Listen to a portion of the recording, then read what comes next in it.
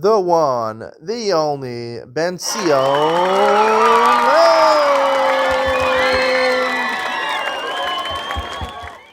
Good evening and welcome to Yeshiva YouTube. Iyun with Benzion. We're doing Benzion Gittin Daf Dalet, number 4. I want to talk tonight about what it says in the Mishnah, really. The Mishnah on Daf Beis records the machlokes between Rabban Gamliel and Rabbi Elazar. Let's read what the Mishnah says. Even if you bring, you're very close to Eretz Yisrael, right? If you come, the Mishnah says if you maybe you bring overseas from New York to Jerusalem. Okay, you have to say b'fani nachta. The person bringing has to say b'fani nachta. What about if you bring directly right outside of Eretz Yisrael? Right? Let's say you're in Amman, Jordan, or something like that, or you're in Damascus, Syria. So, do you have to say it or not? Gamliel says yes. Tanakam does not say, he says you don't have to worry about that. Elazar says even Kfar Ludim Lud. Now Lod is a city in Israel, in central Israel. Even if you bring Kfar Ludim Lud, you have to say it. Seemingly Elazar is even more machmir than Gamliel. What are they arguing about? So the Gemara explains on Daf Dalet, they're arguing about where it's the muvlos in the middle of Dalet and Aleph. Kfar Ludim and Lud are basically cities that, according to the art scroll, this is the way art scroll explains, like Kfar Ludim and Lud is outside of Eretz Yisrael. Well, it's inside Eretz Yisrael. Kfar Ludim is outside of Eretz Yisrael, just like Rechem and Chagar, like Gamliel says, are outside of Eretz Yisrael. However, if you look in 4a2, they have a picture over here. It's basically Muvlos means that Kfar Ludim, even though it's outside of Eretz Yisrael, it's close to Eretz Yisrael.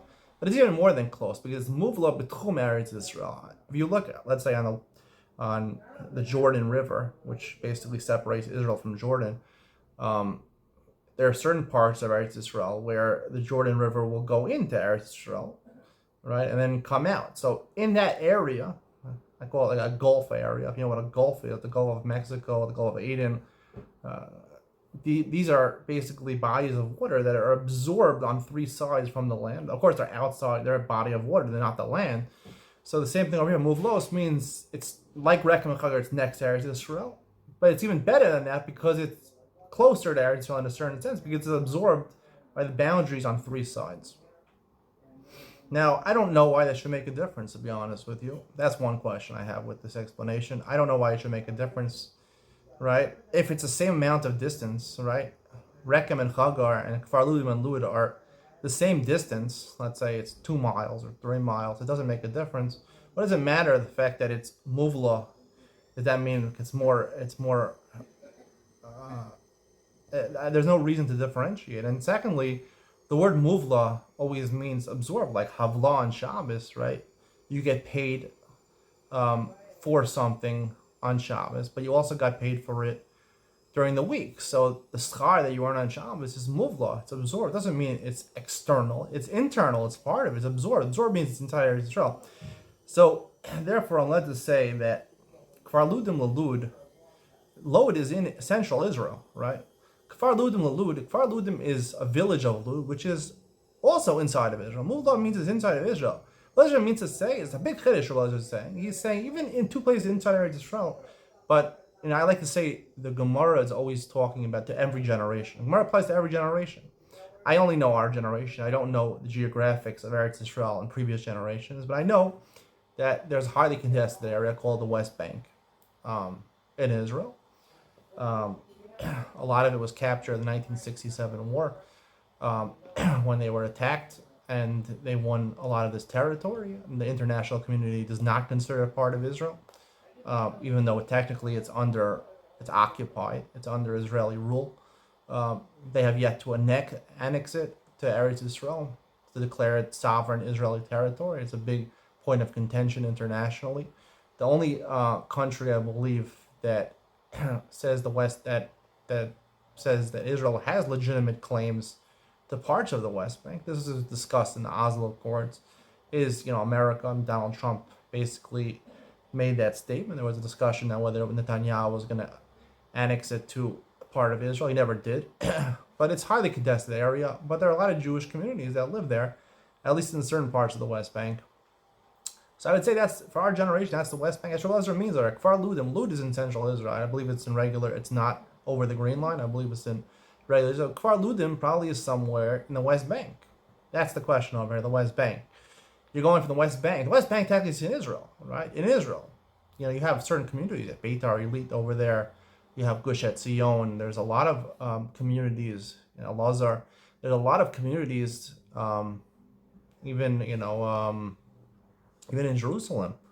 Neve Yaakov is technically over the Green Line. A lot of cities are very close to Eretz Israel. And they're in Eretz Israel. They're Muvla of Eretz Israel, but they're not technically part of Israel, at least according to the international community. And even according to Israel, they control the area. They don't claim it as sovereign Israeli territory. So I believe that's what we're talking about over here.